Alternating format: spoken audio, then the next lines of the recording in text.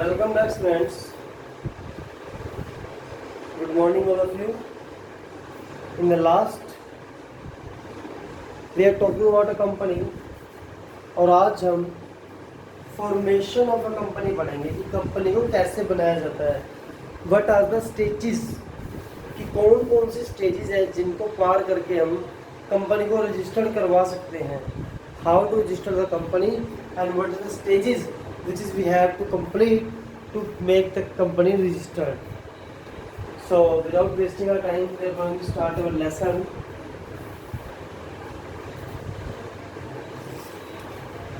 The process of converting an idea into going concern is known as promotion.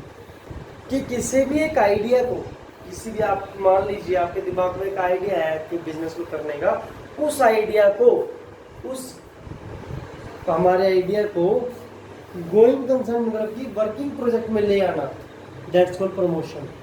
उसको हम क्या बोलते हैं? प्रमोशन बोलते हैं. और हमारा जो पहला स्टेप है कंपनी फॉर्मेशन का वो यही है, प्रमोशन.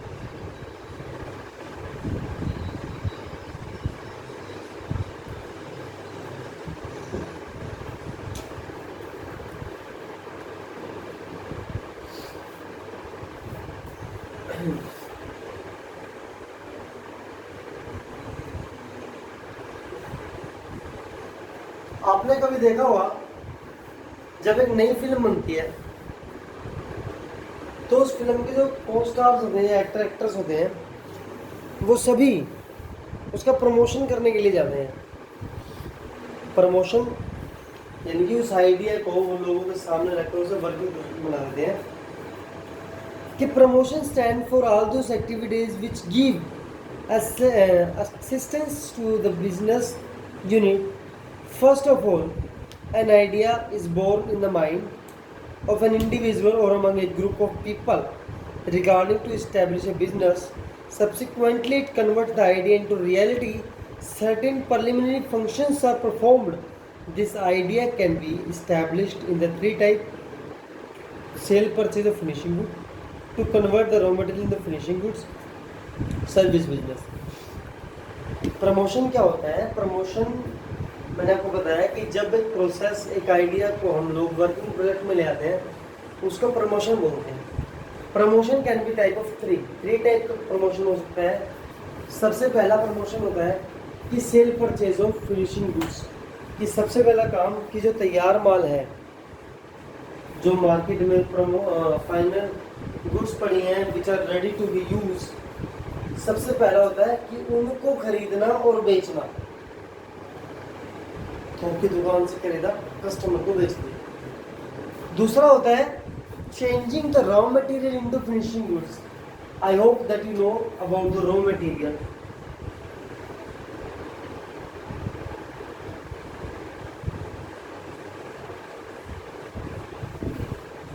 कच्चा माल इसको बोलते हैं.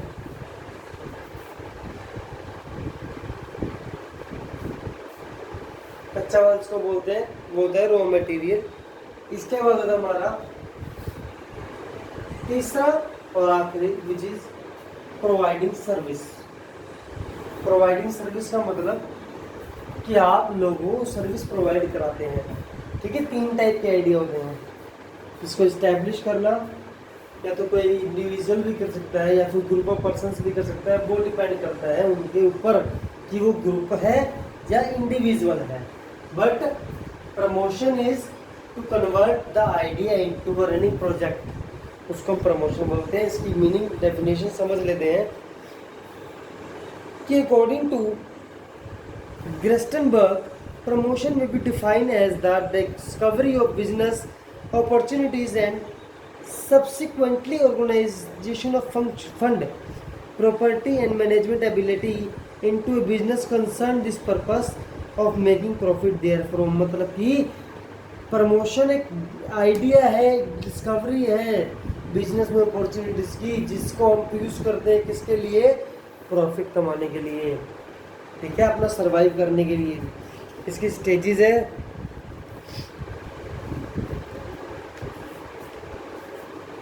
स्टेजेस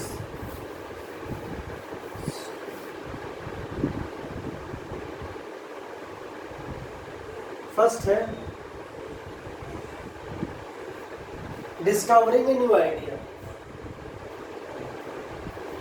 जब तक आइडिया नहीं आएगा ना, प्रमोशन इम्पॉसिबल है।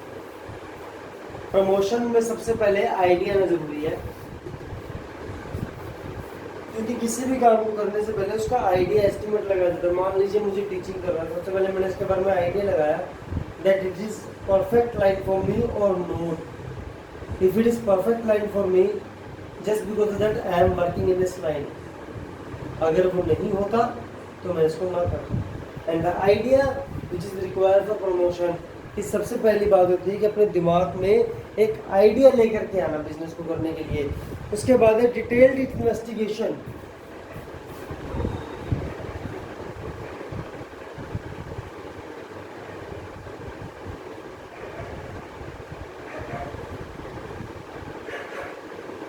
इन्वेस्टिगेशन कुछ गलत मत समझना। डिटेल्ड इन्वेस्टिगेशन का मतलब है कि जो बिजनेस आप करना चाहते हो उसकी मार्केट में डिमांड है भी कि नहीं है। आपने बिजनेस कर लिया लेकिन मार्केट में डिमांड ही नहीं है उसकी, तो उस बिजनेस का फायदा क्या? तो पूरा नहीं है ना। सबसे पहले आइडिया, उसके बाद उसको इन्वेस्टिगेट करना है how much this idea can give us profit from the market, from the society, how much the demand of this product in the market is there, कि कितनी इसकी डिमांड है मार्केट के अंदर, हमें कितने टाइम तक स्टेबल बना सकता है, लॉन्ग टर्म चलेगा, शॉर्ट टर्म चलेगा, कहीं ऐसा तो नहीं कि कुछ समय में डिमांड खत्म हो जाए, या फिर ऐसा काम देखना कि जिसकी फ्यूचर में डिमांड बढ़ती दिखे घटती ना दिखे। मतलब फ्यूचरिस्टिक प्लानिंग करके जो है हमें इस आइडिया को प्रमोट करना चाहिए। That's called detailed investigation. इसके बाद असेंबलिंग डिफरेंट फैक्टर्स।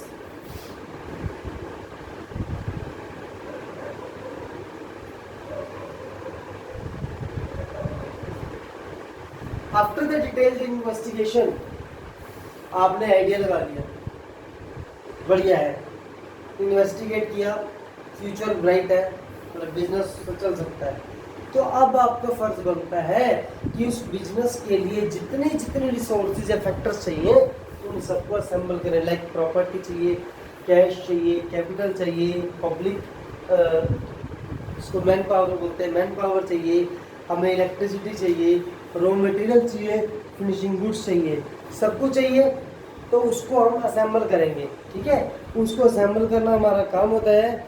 इसके बाद है financing the promotion. Financing the promotion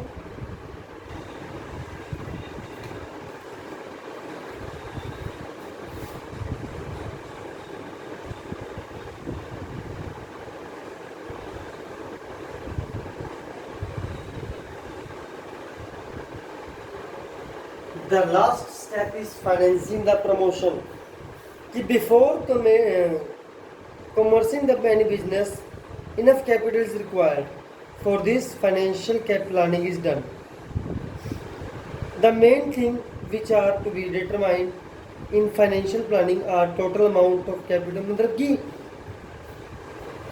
financing का प्रमोशन का मतलब है कि आपने असेंबल तो कर ली से फैक्टर्स को, now we have to make the average of all the products की हाउ मच, एक एवरेज निकालना कि कितना कितना पैसा आपको किसकी जरूरत, कैपिटल के लिए कितना चाहिए, रॉ मटेरियल के लिए कितना चाहिए, फिनिशिंग गुड्स किस रेट में जाएंगी, ट्रांसपोर्टेशन चार्जेस क्या होंगे आपके, आप कैसे करेंगे, सोर्स ऑफ कैपिटल आपके क्या रहेंगे, कितने टाइम में आपको कलेक्ट कर लेंगे, और अगर मनी कलेक्ट नहीं होती है तो issue of share and debenture कैसे करेंगे। This is all the promotion financing. इस सबको प्रमोशन फाइनेंसिंग बोलते हैं। इसके बाद आपका आता है इनकॉर्पोरेशन ऑफ रजिस्ट्रेशन, कि रजिस्ट्रेशन कैसे करवाते हैं। तो चलिए हम रजिस्ट्रेशन के ऊपर चलते हैं।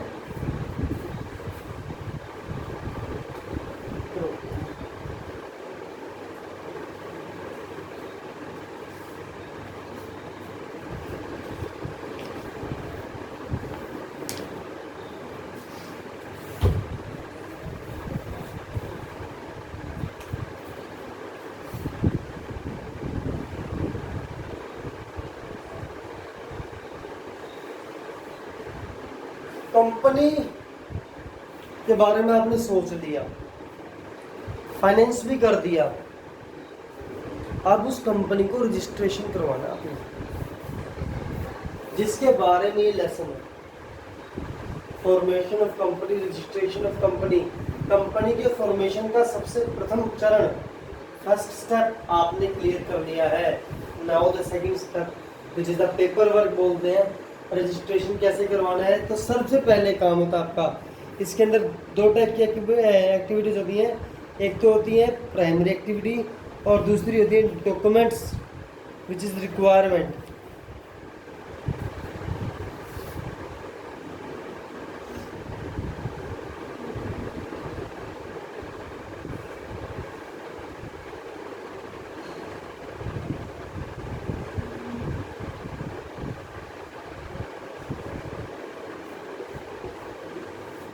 तीन एक्टिविटीज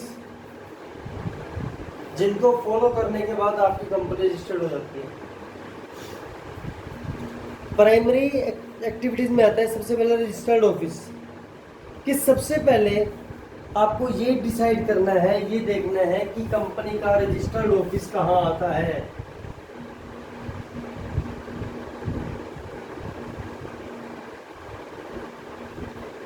कंपनी का रजिस्टर्ड ऑफिस किस स्टेट में आता है, किस एरिया में आता है, कहाँ पर लोकेट होता है, वो देखना है। सेकंड आपने क्या करना है, to decide the name of the company.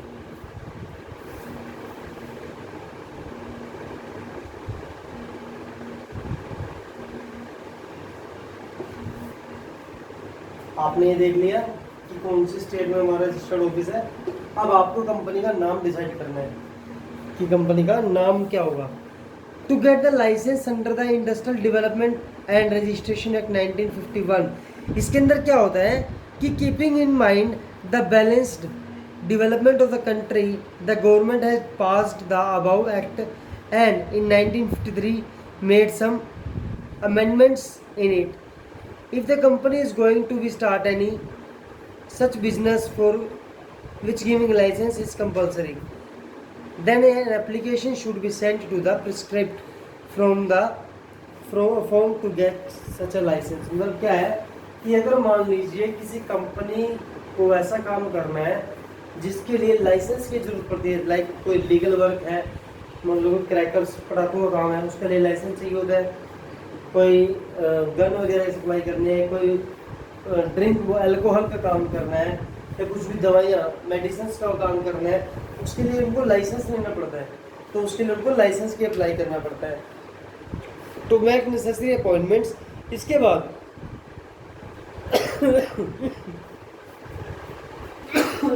Sorry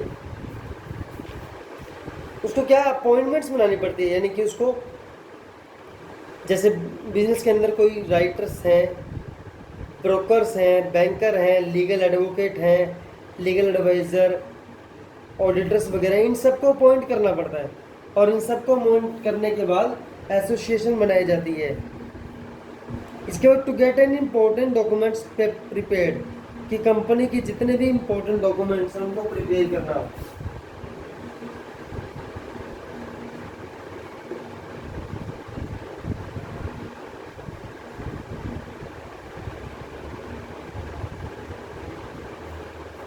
important documents prepare करना। और उसके बाद लास्ट प्राइमरी है कि send the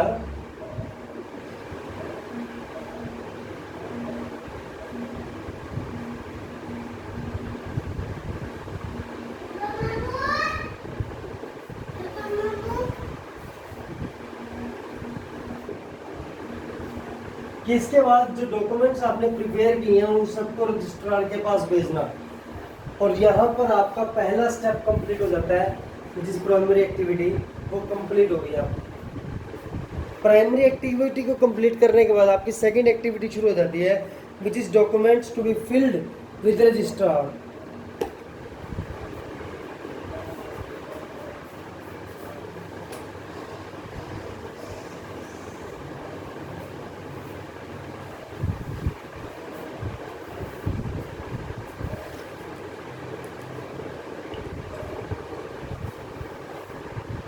documents to be filed with registrar के अंदर सबसे पहला डॉक्यूमेंट आता है मेमोरेंडम ऑफ एसोसिएशन।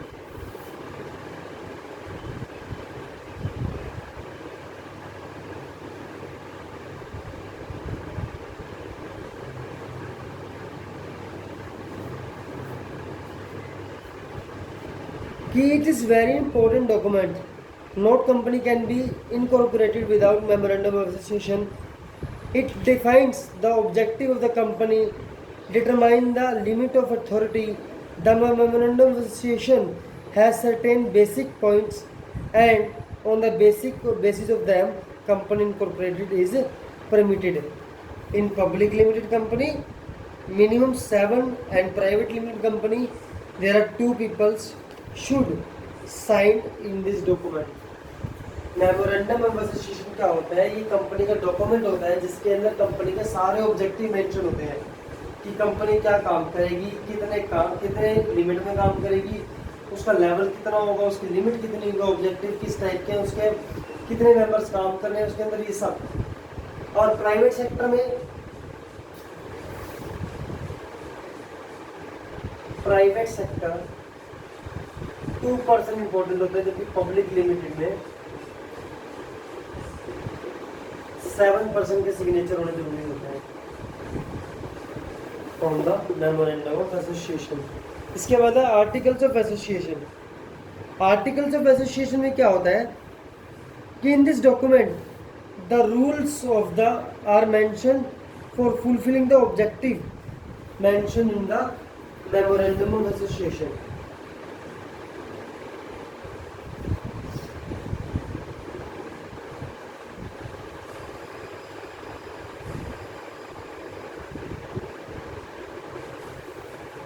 जी, this is the document of rule and regulation of the company. इसके अंदर उनके रूल रेगुलेशन मेंशन होते हैं। And to run the company in paper manner, proper manner, कि किस तरीके से वो काम करेगी, यानी कि एक रजिस्ट्रार द्वारा गिवन होता है, रजिस्ट्रार कंपनी को देता है, जिसमें कंपनी को चलाने के लिए जो गवर्नमेंट रूल्स है या फिर जो कंपनी के रूल्स है, कंपनी के अकॉर्डिंग जो रूल्स है, उन सब को इसके अंदर मेंशन किया जाता है, जिनको फॉलो किए बिना कोई भी कंपनी जो है कोई भी काम नहीं कर सकती। इसके बाद है इंफॉर्मेशन अबाउट रजिस्टर्ड ऑफिस।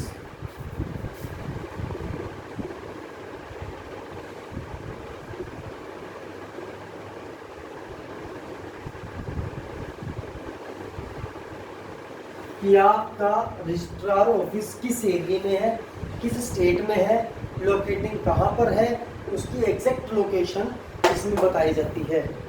इसके बाद है लिस्ट ऑफ डायरेक्टर्स। कंपनी के अंदर डायरेक्टर्स कितने, उन सबकी लिस्ट भेजना। कंपनी के डायरेक्टर्स कितने हैं, उनके नाम, प्रॉपर एड्रेस, इन सबको मेंशन करना इसके अंदर आता है। इसके बाद written consent of director along with the list of directors, the written consent of those individuals should also be sent. In this case of a private company, no such consent is required to be sent. कि private company में अगर मान लीजिए कोई director constant होता है, मतलब कि जो डायरेक्टर होता है पर कंपनी में प्रेजेंट नहीं है, ऐसे डायरेक्टर्स कि इन द पब्लिक कंपनी तो जरूरी है कि उसकी लिस्ट भेजना, बट प्राइवेट सेक्टर में ये जरूरी नहीं होता है। इसके बाद है अंडरटेकिंग रिगार्डिंग क्वालिफिकेशन शेयर्स, कि along with the written consist of the directors, another information is also sent which is promise is to made by the directors to take qualification shares and making payment of these share। मतलब कि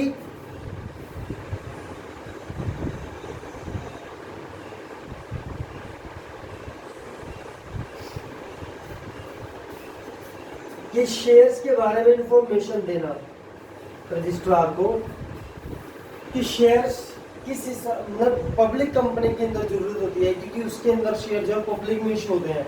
private sector में तो क्या होता है, friend circle में भी share दे सकते हैं, इसीलिए उसकी रिक्वायरमेंट नहीं होती है इन्फॉर्मेशन की, बट पब्लिक के लिए इन्फॉर्म करना पड़ता है कि वो शेयर किस प्रकार से अलाउट करेंगे, पेमेंट कैसे मंगवाएंगे उनकी, ये सब के सब मेंशन करना पड़ता है।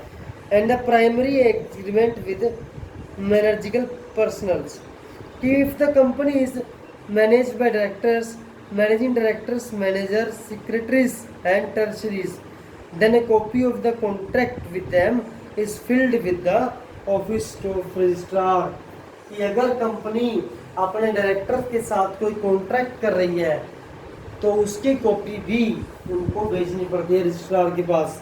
और इसके बाद है स्टेटरी डिक्लेरेशन, कि इसके बाद कि जब आपकी सारे के सारे डॉक्यूमेंट्स कंप्लीट हो जाएं, at the time of incorporation of company strictly declaration has been sent to the registrar indicating that all the statutory obligation have to be completed, कि आपकी सारी की सारी ओवरऑल जितनी भी एक्टिविटीज़ है वो कंप्लीट हो चुकी हैं। इसके लिए उसको ये सर्टिफिकेट भेजना पड़ता है, डिक्लेरेशन भेजना पड़ता है that now we are prepared eligible to incorporate. और इसके बाद जो फाइनल स्टेप क्या होता है, आपको प्रिस्क्रिप्शन फीस देनी पड़ती है।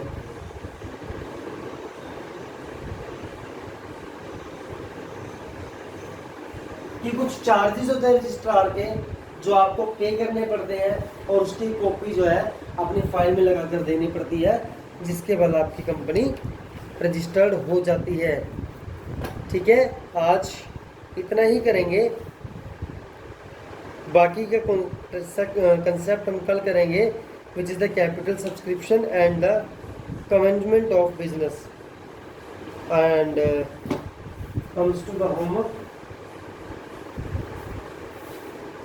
आई होप कि आपने प्राइवेट पब्लिक कंपनी के बारे में लिखा होगा ऑफिस के अंदर, मुझे मिला तो नहीं अभी तक, पर फिर भी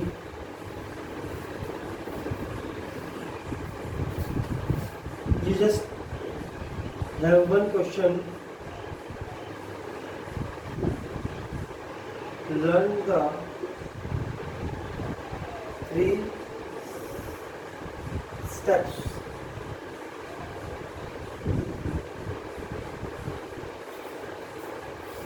required for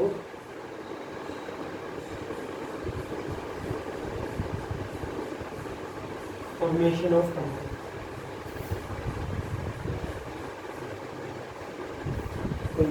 आज के लिए इतना ही, बाकी हम कल करेंगे।